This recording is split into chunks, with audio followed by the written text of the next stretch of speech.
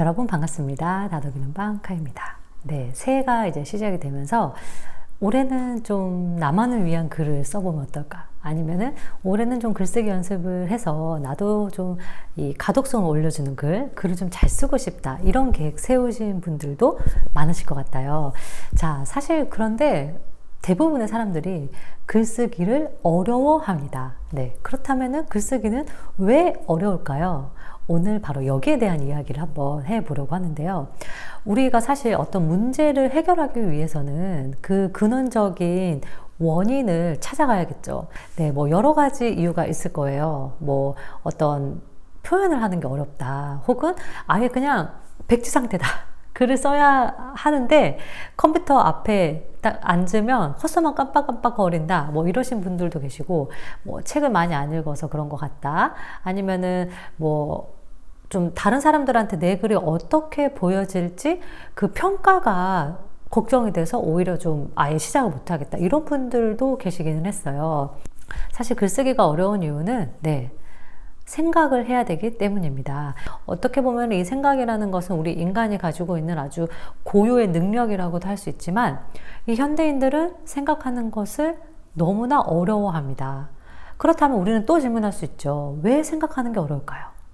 요즘 문해력 이런 얘기 굉장히 많이 하죠. 근데 제가 어렸을 때는 뭐 문해력이나 뭐 이런 것들에 대한 게 크게 막 이슈화 되지는 않았었던 것 같거든요. 사실 이 문해력은 아이들만의 문제는 아니라고 생각해요. 어른들 중에서도 이 문해력에 어려움을 겪는 분들이 굉장히 많은데 뭐 여러 요인들이 있겠지만 영상이죠. 물론 저도 지금 유튜브를 촬영을 하고 있지만 사실은 우리가 이제 뭐 OTT 또 뭐 쇼츠 뭐 여러 가지 영상에 특히 짧은 영상에 길들여지다 보니까 길게 호흡하고 아주 오랫동안 숙고하는 그런 그 습관 자체가 혹은 경험 자체가 없는 것 같아요. 뭐 기다리는 시간도 사실은 없죠. 내가 원하는 거 그냥 택배 클릭만 하면은 하루 만에 택배가 오고, 그리고 내가 보고 싶은 것도 우리 어릴 때는 왜 드라마 같은 거 항상 그 고정 요일을 기다려야 했잖아요. 하지만 요즘에는 그냥 OTT 사이트 들어가가지고 클릭만 하면 기다림 없이 볼 수 있어요.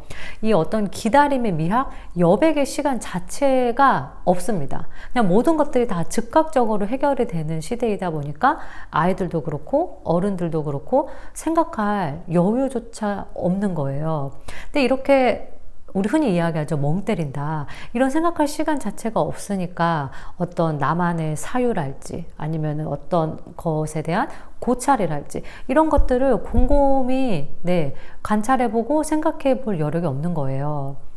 근데 생각해보면은 제가 책을 낼 때 여러 가지 이제 책 속에 어떤 뭐 내 생각들을 담잖아요. 그런 아이디어가 떠올랐던 건 뭔가를 막 보고 있는 시간이 아니라 가만히 아무것도 안 할 때, 혹은 뭐 샤워 같은 거 할 때, 이럴 때 오히려 아이디어 같은 게 굉장히 많이 떠올랐거든요. 계속해서 끊임없이 뭐 재미있고 짧고 우리를 아예 생각을 못하게 만드는 그런 영상들이 이제 정신없이 뇌에 투입이 되다 보면은 당연히 이 전전두엽이 발달을 할 수가 없겠죠. 휴지기가 없기 때문에 사실은 생각할 틈조차 안 생긴다는 생각이 들어요.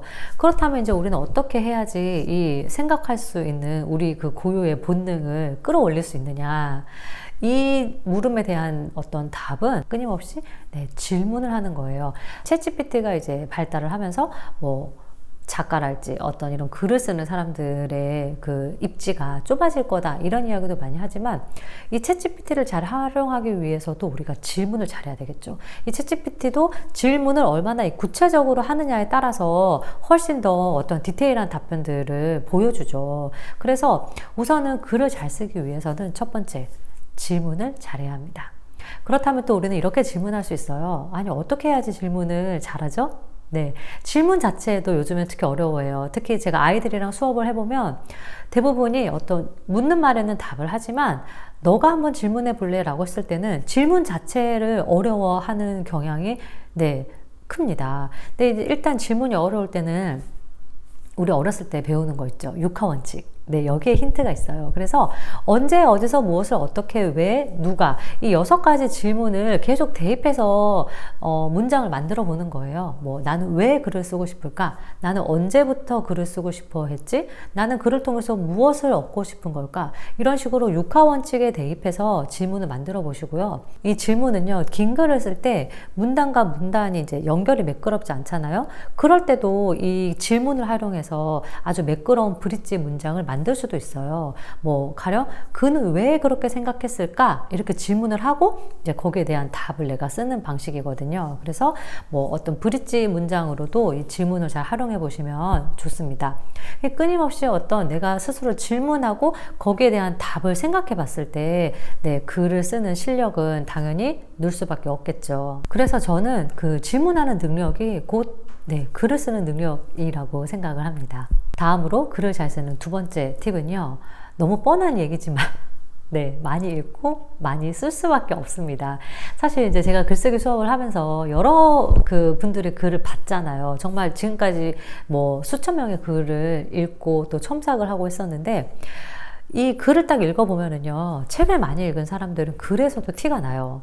네, 그 문장에서 흔히 말하는 귀티가 난달까요? 이 얼굴에서만 귀티가 나는 게 아니에요. 이 문장을 통해서도 이 사람이 얼마나 책을 많이 읽었고 평소에 생각을 많이 하고 고민을 많이 하는 사람인지가 이 글의 어떤 문장력, 문체에서 고스란히 드러납니다. 기본적으로 책을 많이 읽은 사람들의 글은 비문이 거의 없어요.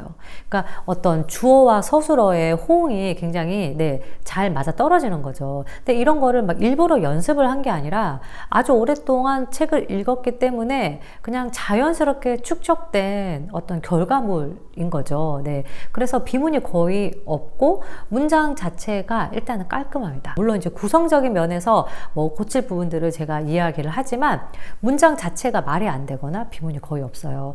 그래서 이제 책을 많이 읽는 게 좋고, 글 역시도 특히 이제 제가 아이들의 글을 보면은 확실히 글은 거짓말을 안 한다라고 느껴지는 게, 오랫동안 글을 어떻게든 한 줄이라도 계속해서 써온 아이들은요, 늘긴 늘어요. 물론 그 글이 늘어나는 거에 어떤 정도의 차이는 있겠죠? 개개인의 능력에 따라서. 하지만 네, 글은 배신하지 않습니다. 내가 계속해서 쓰면 쓸수록 글은 늘어요. 다음으로 셋째는요, 오래 붙잡고 있어라입니다. 글은 여러분 잡고 있을 때까지 붙잡아야 합니다. 네, 이 책이 저의 이 나를 위한 글쓰기 수업 책이 2세에 들어갔는데 2세에 들어가면서 또 한 번 퇴고를 했어요. 처음에도 이제 열심히 쓴다고 썼는데 퇴고할 때 또 보니까 어쨌든 제 마음에는 안 드는 문장이 보이긴 하더라고요. 그래서 이 퇴고를 많이 하면 할수록 글이 좋아지는 건 사실이에요. 글 쓰는 것 자체가 이제 너무 스트레스이다 보니까 그냥 한 편을 딱 끝내면 다 했다 끝! 이렇게 넘기면은 절대 좋은 글이 될 수 없어요. 글을 다듬으면 다듬을수록 좋아지는 거는요, 우선은 이제 기본적으로 어떤 비문이나 뭐 틀린 맞춤법 같은 거를 볼 수도 있겠지만, 또 글을 보다 보면은 뭔가 내가 새로운 게 딱 생각이 나가지고 예, 인용을 할 수도 있고, 아니면은 조금 더 어떤 다른 방향으로 뭐 결론을 이끌어 갈 수도 있고, 어쨌든 계속 내가 글을 읽고 보면서 좋은 방향으로 이끌어갈 수가 있거든요. 실제로 저는 사실 이런 에세이 글뿐만이 아니라 이제 제가 방송작가로도 일을 하는데 구성안을 쓸 때도 절대 한 번에 다 끝내서 그거를 넘기지 않습니다. 네, 반드시 한 하루나 이틀 정도 묵혀놨다가 다시 한 번 더 읽어봐요. 그러면은 그때 새로운 아이디어가 또 떠오르기도 하고 고칠 게 보이기도 해요. 이제 그렇게 한 다음에 제작진한테 넘겼을 때는 네, 거의 수정이 없어요. 네. 그래서 이게 내가 얼마나 이거를 오랫동안 생각을 하고 묵혀두면서 고민을 했느냐에 따라서 글의 퀄리티는 확실히 달라집니다. 총 3가지를 말씀을 드렸습니다. 글을 잘 쓰기 위해서는 1번, 질문을 열심히 많이 한다. 2번, 글을 많이 읽고 써본다. 3번, 붙들고 있을 때까지 붙들어라. 네, 마치 김치도 우리 묵은지가 맛있잖아요. 묵은지 익히듯이 글도 좀 묵혀두면서 네, 익혀가는 겁니다. 나의 생각을요. 이 마지막 3번과 1번은 맞닿아 있다고 해도 과언이 아니에요. 오랫동안 묵혀두고 생각을 하면 할수록 어떤 나만의 사유가 담긴 네, 독창적인 글들이 나올 수가 있습니다. 사실 쉽게 쓰인 글은 쉽게 잊혀지는 것 같아요. 내가 오랫동안 고민을 하고 그 숙성된 글들은 확실히 나도 만족을 하고 내가 어딘가에 뭐 올렸을 때도 좀 좋은 반응을 얻었던 것 같거든요. 그래서 이 세 가지를 한번 명심해 보시면서 네, 올해 또 글쓰기 많이 하시기를 바라겠습니다. 저는 또 다음 시간에 다독이는 글쓰기로 여러분 찾아뵙도록 하겠습니다. 추스!